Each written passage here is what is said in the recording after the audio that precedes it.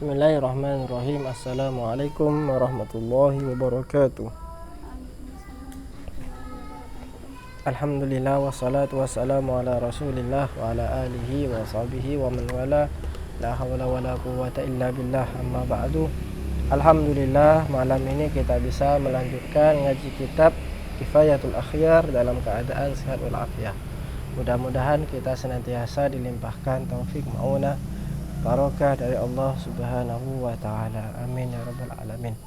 Salawat serta salam mudah-mudahan tetap tercurah limpahkan kepada junjungan kita Nabi Agung Nabi Muhammad sallallahu alaihi wasallam.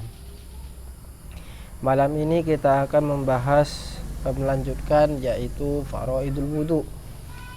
Tepatnya pada redaksi kada qalahu Rafi'i. Bismillahirrahmanirrahim. Qala al-musannifu rahimahullahu wa nafa'ana bihi wa bi'ulumihi fid dharain amin. Kada qalahu ar-Rafi'i. Begitulah yang dikatakan oleh Imam Ar-Rafi'i. Nah, jadi ini masih menjelaskan tentang niat. Wa syartu sihhatuha al-islamu.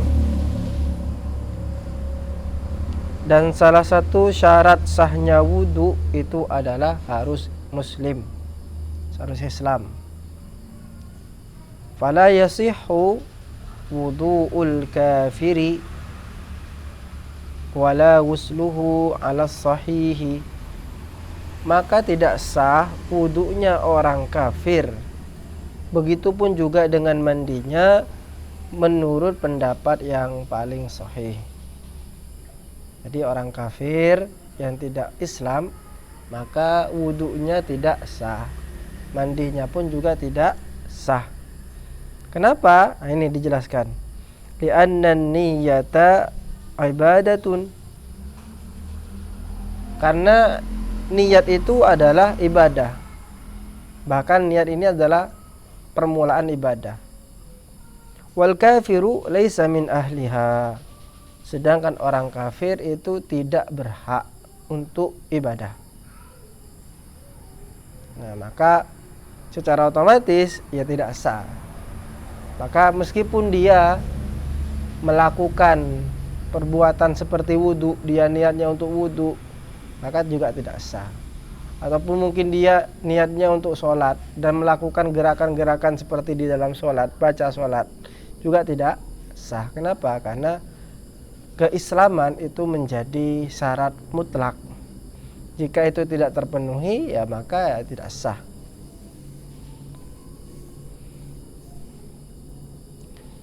Wala tasihhu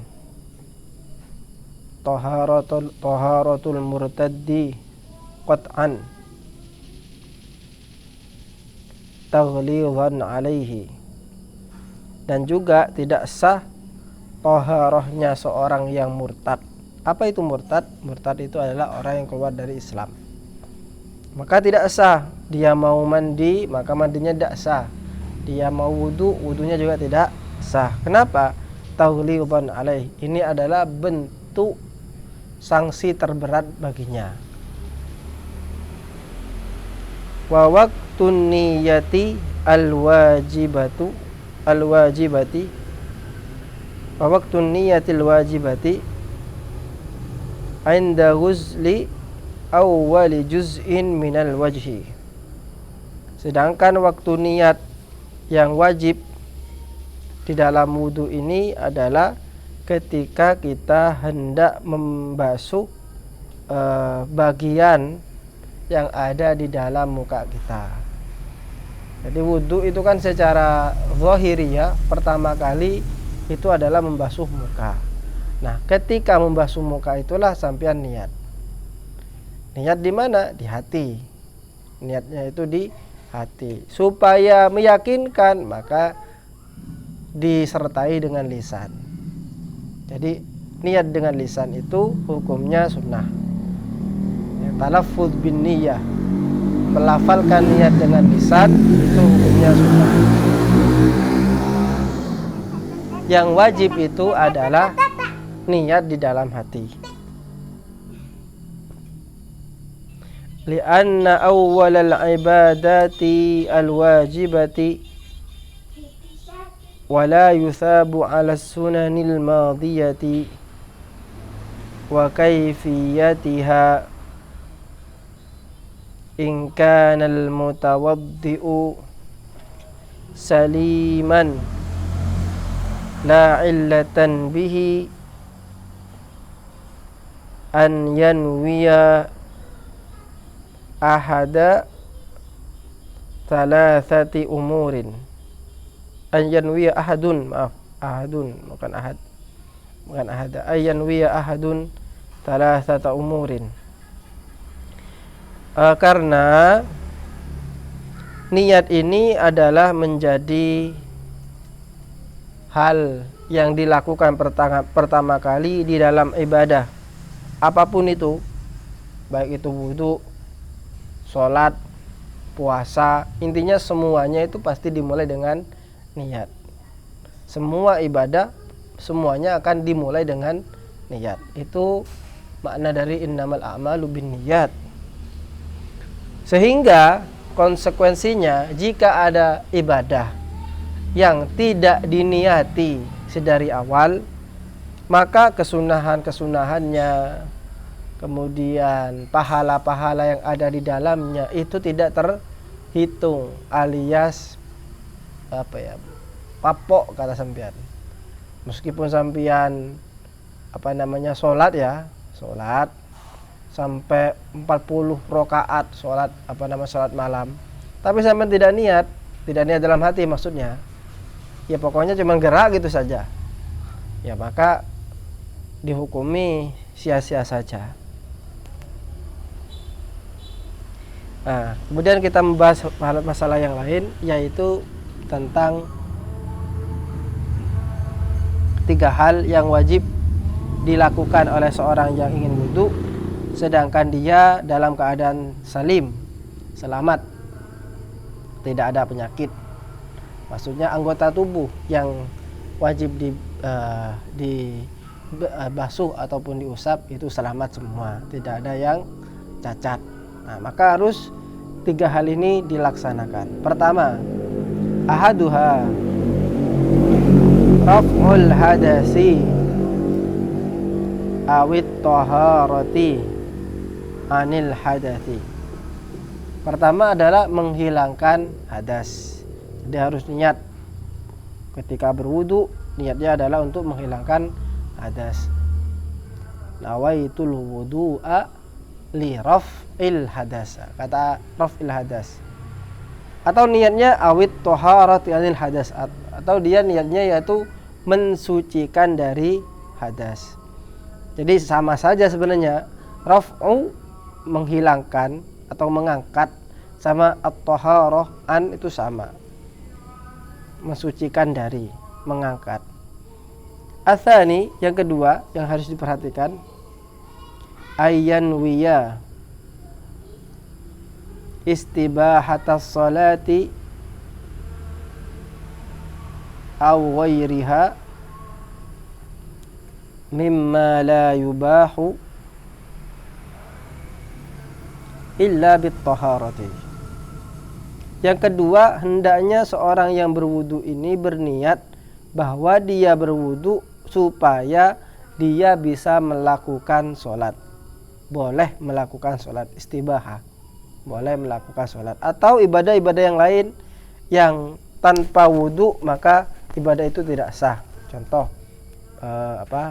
pegang Al-Quran, pegang ya, bukan baca. Kalau baca Al-Quran tidak wudu tidak apa-apa kalau baca, tapi kalau pegang la yamassuhu illal mutahharun, tidak boleh megang Al-Quran itu kecuali yang orang-orang suci. Kalau baca tidak apa-apa. Sampean satu misal, ada Al-Quran kebuka, kemudian sampean tidak pegang, baca gitu, tidak apa-apa. Tapi kalau sampean mau megang, maka harus punya wudu. Maka hendaknya ketika dia niatnya itu adalah supaya wudu, dengan wudu itu dia boleh melakukan sholat atau melakukan ibadah yang lain. Ketiga, asalitsu ayyanwiya fardhul wudu'i au ada al-wudu'i. Jadi di dalam redaksi niat itu harus ada kata-kata fardu.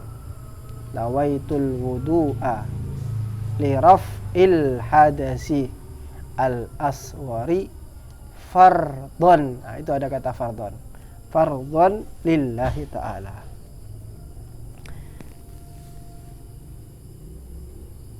An yunwiya fardhul wudu au ada al-wudu, atau niat untuk melaksanakan wudu. Wa in kana nawiyu sabiyan, meskipun yang berniat ini adalah anak kecil, tetap harus ada redaksi fardunya. Tapi orang akan mengerti ketika dia sholat, tentu wudu yang dia lakukan adalah wudu yang fardu. Beda dengan tajdidul wudu, memperbaharui wudu. Memperbaharui wudu itu maksudnya dia sudah punya wudu, tapi kemudian dia wudu lagi untuk diperbaharui. Qala an-Nawawi fi Syarhil Muhadzabi. Imam Nawawi berkata di dalam Syarhil Muhadzab, walau nawa at-taharata lis-salati lan, mau di mana jawab saya. Dan meskipun seseorang itu tadi berniat untuk toharoh, untuk toharoh karena melakukan sholat, awit toharati li ghairiha mimma yatawaqqafu 'alal wudu'i kafa, atau dia niat untuk toharoh melakukan ibadah selain sholat, yang mana ibadah ini tidak cukup kalau tanpa wudu, maka itu sudah cukup. Maksudnya wudunya itu sudah cukup, sudah dinyatakan sah. Contoh, pakai bahasa Madura satu misal, saya niat wudu untuk menghilangkan hadas kecil, kemudian di dalam hatinya ini maksudnya ya, untuk melakukan sholat, itu sudah bisa. Kemudian dia berkata fardhu lillahi ta'ala. Atau mungkin dia berkata saya niatnya wudu untuk menghilangkan hadas kecil karena saya ingin baca Al-Quran, fardu kan Allah Ta'ala. Ini sudah cukup juga. Dan tidak harus dilafadzkan ya, tidak harus dilafadzkan. Cukup di dalam hati. Tapi kadang kan orang itu bernyelabar, tahu bernyelabar sampean, tidak konsentrasi. Terkadang ketika hatinya saja yang digerakkan, kadang pikirannya kemana-mana. Maka disinilah pentingnya talafud, melafadzkan niat. Supaya apa? Supaya antara lisan dengan hati sejalan. Jadi ibaratnya lisan itu niteni. Jadi pada anak bayi itu ya etatah gitu kan ya. Jadi di etatah gitu sama lisan kita, hati kita itu. Wa dzakarahu fit tanbih. Dan juga permasalahan ini disebutkan dalam kitab At-Tanbih. Walau nawa at-taharata walam yakul anil hadathi la yajzihi ala sahih. Dan jikalau seseorang itu wudu dan niatnya untuk toharah, tapi dia tidak berkata dari hadas, jadi hanya umum gitu, saya wudu untuk toharoh, itu saja. Tidak mengatakan toharoh dari hadas. Kan toharoh itu banyak. Ada toharoh dari najis, ada toharoh dari hadas. Hadas itu ada dua, ada hadas besar, ada hadas kecil. Nah ini dia tidak menjelaskan toharoh yang kayak apa. Dia hanya berkata saya wudu hanya untuk toharoh. Nah, gimana hukumnya? La yajzihi ala sahih. Ini tidak cukup menurut pendapat yang benar. Artinya wudunya tidak sah. Li'anna taharata, karena taharah itu takunu anil hadasi wa anil najasi. Seperti yang saya jelaskan tadi, taharah itu ada kalanya dari hadas, ada kalanya yang kedua dari najis. Fala budda min niyatin, sehingga harus ada niat tumayyizu, yang membedakan. Maksudnya membedakan di sini, membedakan apakah ini untuk toharoh najis atau taharah hadas. Walau nawal wudu'a faqad sahha 'alal asah fi tahqiq wa syarhil muhadzab. Andai saja seorang itu hanya berniat wudu, saya ingin wudu gitu, tidak menjelaskan yang lain-lainnya, ini menurut pendapat yang asah seperti yang di dalam kitab At-Tahqiq ataupun Syarhul Muhadzab, ini sudah sah. Bi khilafi ma idza nawa al-ghusla wa huwa junubun fala yakfi. Berbeda dengan orang yang niatnya mandi sedangkan dia dalam keadaan junub, maka itu tidak cukup. Jadi harus jelas kalau dalam mandi itu. Fala yakfi. Wa farraqal Mawardiyu bi anna al-wudu'a la yutlaqu ala ghairil ibadati bi khilafil ghusli. Dan Imam Al-Mawardi membedakan apa? Membedakan bahwa wudu itu tidak mutlak hanya untuk selain ibadah. Wudu itu tidak mutlak bukan hanya selain ibadah.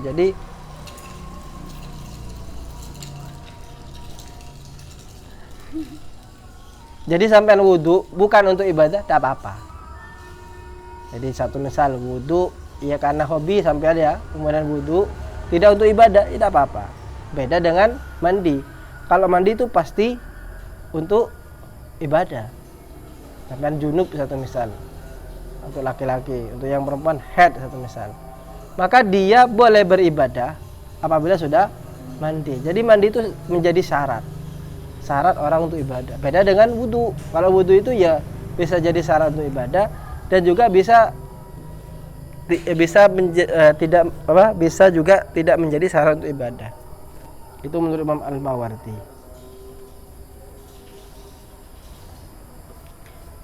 Walau nawaraf al-hadasi wal istibahati fahuwa nihayatun niyati. Meskipun seseorang itu niat untuk menghilangkan hadas dan juga kebolehan beribadah di dalam akhir niat, maka itu boleh.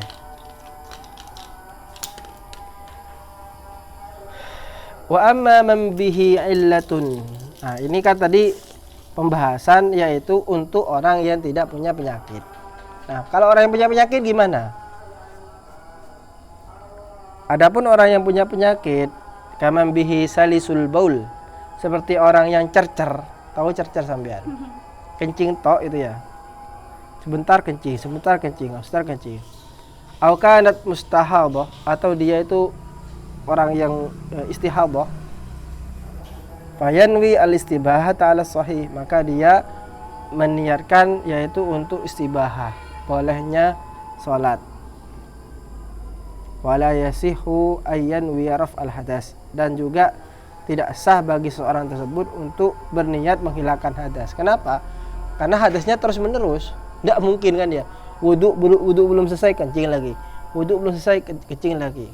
Jadi dosa berkata raf al-hadasi, cukup istibahahnya saja, istibahah untuk sholat atau untuk ibadah yang lain. Nah ini li'annal hadasa mustamirun, karena hadasnya itu terus menerus. Wala yutasawwaru raf'u, dan juga tidak bisa dibayangkan bagaimana cara menghilangkan hadas orang yang kencing terus ini. Waqila yajibu ayyajma bainahuma, katakan bahwa wajib mengumpulkan keduanya, yaitu niat raf'ul hadas dan juga istibahah. Waqila yakfi ahaduhuma, kemudian dikatakan cukup salah satunya saja, dia niat istibahah saja atau niat raf'ul hadas saja. Ini pembahasan tentang niat kita lanjutkan pada pertemuan yang akan datang. Wallahu ta'ala a'lam bishawab. Wassalamualaikum warahmatullahi wabarakatuh.